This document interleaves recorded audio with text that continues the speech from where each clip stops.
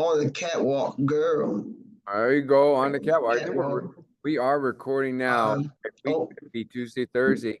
Take it away, Jeremy. there's no heads up. What up, y'all? We're coming into our Monday or Tuesday, Thursday, week 50 hurricane or complex hurricane. 25 gonna be 10, three times around that one area. So you're gonna look at every station as its mini little circuit, hitting those three exercises, three times each. So 9 sets, you got 40 seconds transition to the next area in the room. Little longer demonstration. So, definitely encourage like active recovery. They can jog in place, jump rope, whatever it might be. Get their body going while you demonstrate it.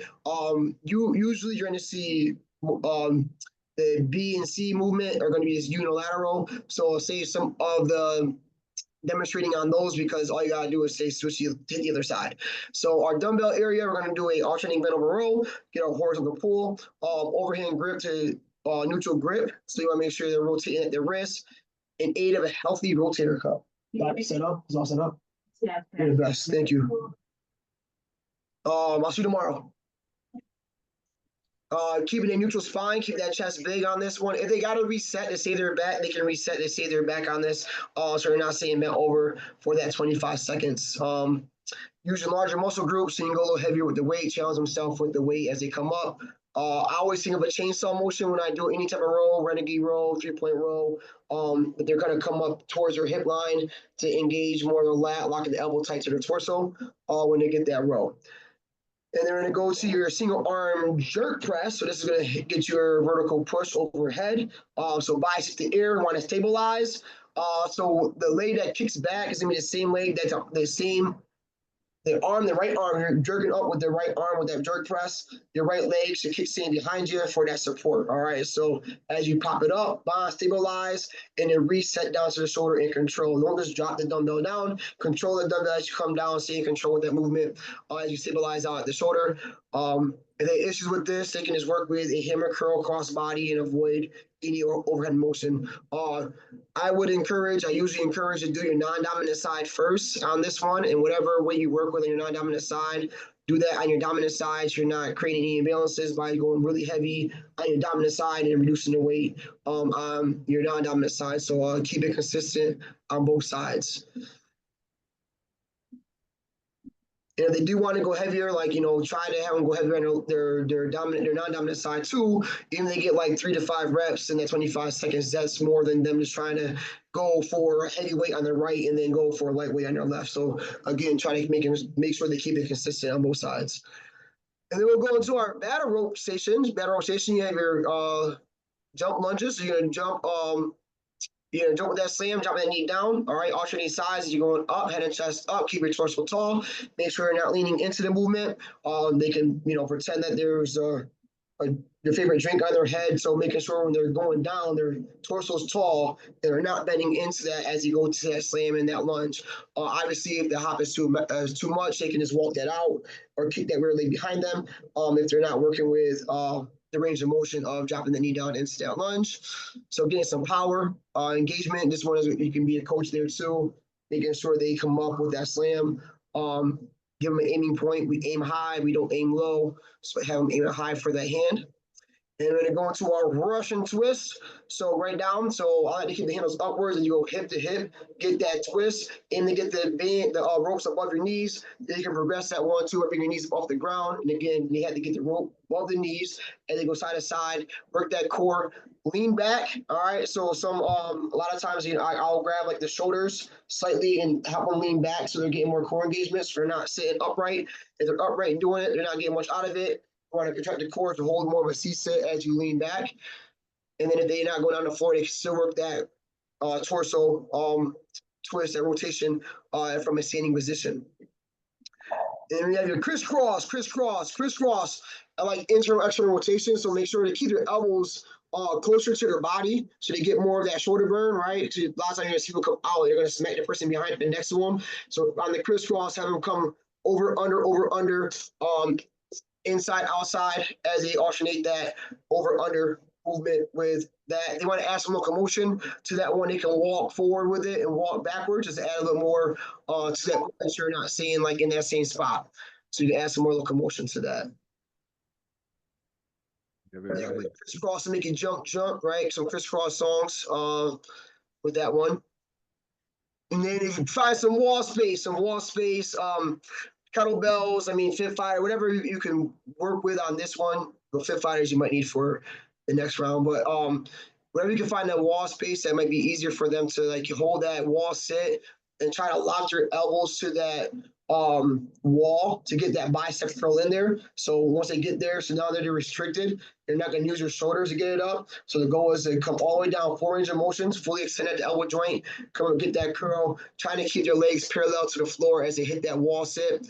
And then so want to work with lighter weight on this so they're not coming up. You know, you might see people trying to bring their elbows up, meaning they're using more shoulder than they are biceps. Try to lock those elbows into that wall as you get that curl, holding that wall sit. You feeling fancy, you feeling confident, you feeling comfortable, you can always sit on someone's lap, lay on somebody's lap, you know, just give them some room to make sure they're able to still get that bicep curl as they're hitting that wall sit. Their thighs should be parallel to that floor.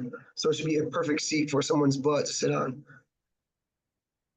And they're gonna go to your split stance hinge. So you can have another, so you have a light kettlebell and then a heavier kettlebell.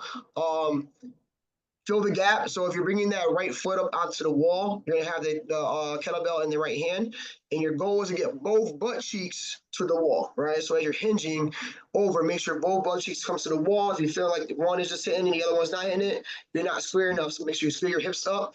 As you do that, you should feel a nice stretch in the hammy that is not on that wall. All right. So you either bring your heel on the wall or drop your heel down to the floor, but still make sure you have connection and then give your body some space. You shouldn't be right against the wall when you start. You want to have a gap between your body and the wall. So as you hinge, right, you can bring that your butt cheeks to the wall, come right back up. So don't actually lean against the wall with your upper body.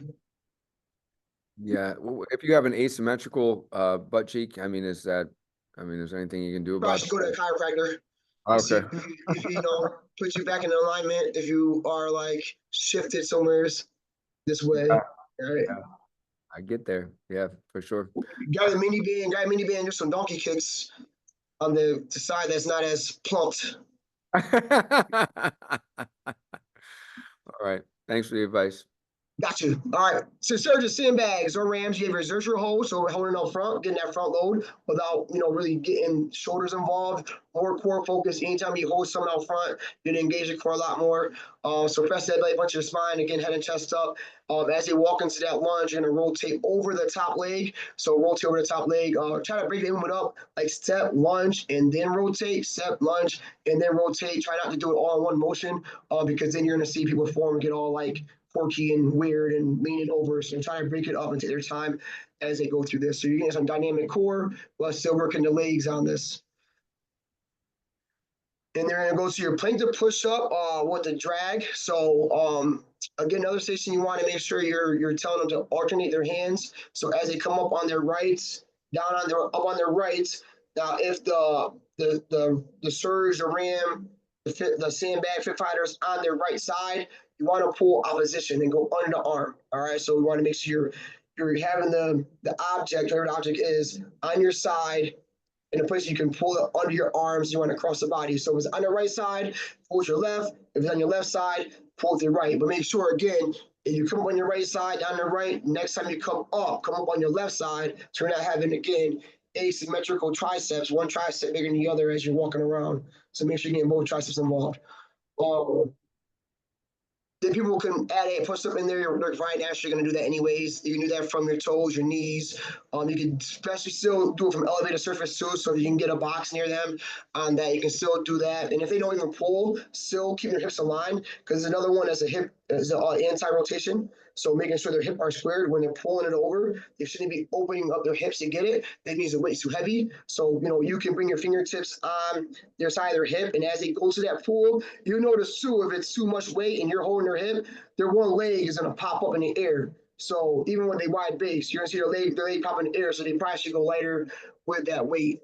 And if they need to, you can always bring, if you feel like their weights are too light, you can always bring like a heavier dumbbell or something over to the area for if you do want to progress that for anybody. And then we're gonna go to just a squat thrust. So no burpee needed on this. So you can work with the again surge ram sandbag as you come up. Obviously, the sandbag might be weird to press overhead. So as you come out the squat thrust, just do like a deadlift, pulling it up. But the Rams, the surges, you can get that press overhead with the squat thrust, but there's no need for a push up. People might do it just naturally because they want to add it. They can do so. All right. Final round, body weight, nothing but your body. All right. So you have hop, hop, squat. So hop, hop, squat. These are just one of JC's fun movements, going side to side. Into that one, keep the heart rate up. And then B and C will be a side lunge with a kick. So if you have a mitt, you can get the mitt out. So when they get that kick, they can aim for that mitt. Again, focusing on with a side lunge, toes straight, hips back, shoulder square. And then really coming up, get some power behind that kick. No flimsy kicks. You let out your best warrior cry, cry cry, whatever you want to call it, as you go into that kick.